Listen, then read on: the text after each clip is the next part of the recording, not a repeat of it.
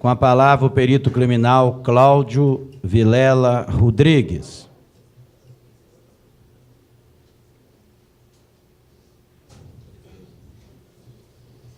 Meus cumprimentos a Vossa Excelência, aos demais membros da mesa. Eu quero dizer primeiro uma coisa.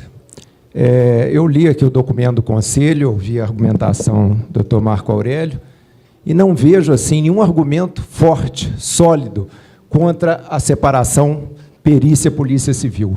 Esse problema, organizacionalmente, ele está amplamente resolvido. As montadoras montam automóveis sem que as demais peças do automóvel sejam produzidas dentro da montadora. Muitas vezes essas peças são produzidas até em outros países.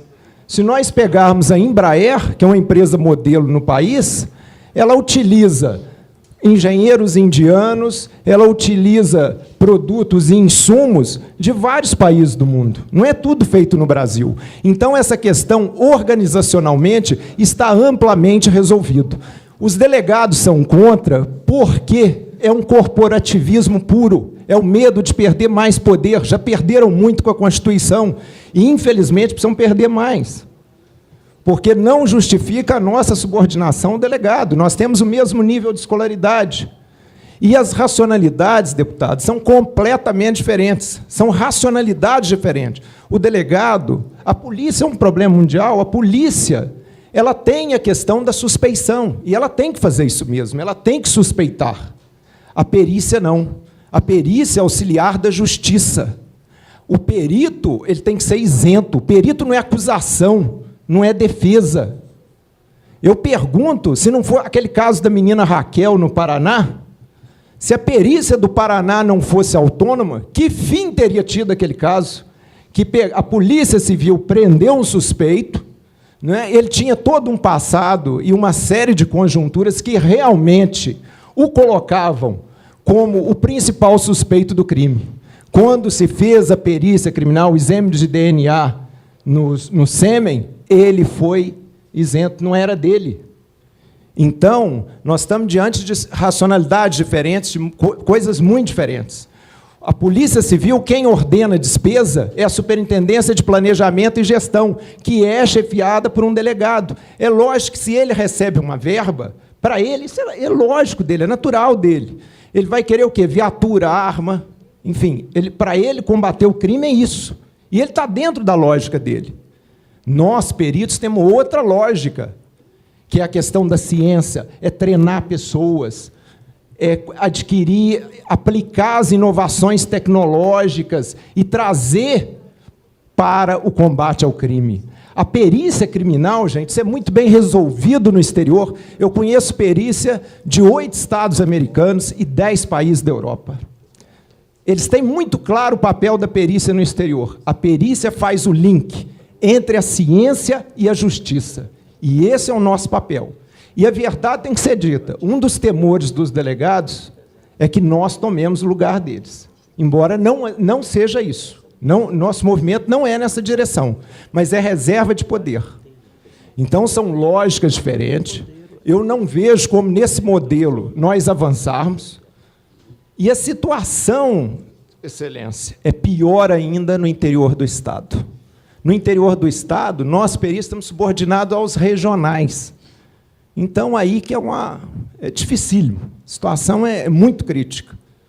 Eu acho que uma das primeiras coisas que tinha que ser feita é nos subordinar imediatamente ao Instituto de Criminalística. Porque o delegado, ele ingere no nosso trabalho. Há uma ingerência. Ele vai tomar decisões sobre a sessão de perícia, ele não ouve os peritos. Ele toma a decisão lá. E, às vezes, aquilo não é o melhor para a sociedade. Nós, até dentro desse princípio da autonomia, entendemos que o correto, eu acho que é a própria tese do Sindipol que nós já discutimos, que se vincule ao superintendente perito aqui em Belo Horizonte. Acho que isso é evidente. Porque eu falo aqui, estou sujeito até a sofrer uma retaliação, quero dizer isso para Vossa Excelência, porque aí eles ameaçam a gente com a corregedoria, as ameaças são essas. Não, todos nós aqui da Comissão de Direitos Humanos vamos ser testemunha sua na corregedoria, pode falar à vontade, Cláudio. Porque todas as ameaças são nesse sentido. Então, como que você, se o delegado pressionar o perito a alterar um laudo, Como que o perito, muitas vezes, é difícil para ele resistir, porque ele é subordinado ao delegado, que não entende a realidade dele. Delegado não conhece serviço de perito. Fiz isso na cabeça, não conhece. Nós é que vivemos aquilo ali. De ir de madrugada, atender, faça sol, faça chuva. Nós temos um caso aqui concreto de assassinato de pessoa importante registrado nessa casa, que o delegado impediu que se fizesse o exame residuográfico nas mãos do suspeito, que poderia ser o responsável. Já tivemos casos aqui de denúncia, exame residuográfico. Então, isso não é denúncia que você está fazendo, não. Isso a Comissão de Direitos Humanos faz, e faz sempre. Então, cadê a autonomia do perito de colher se do João e da Maria, do cidadão do povo, ou de um Zé Ninguém, pode fazer o exame residuográfico? De alguém importante não se pode fazer exame residuográfico nas mãos? O que há de problema nisso? E outra coisa que nós temos que entender definitivamente é que a perícia não trabalha só para o delegado.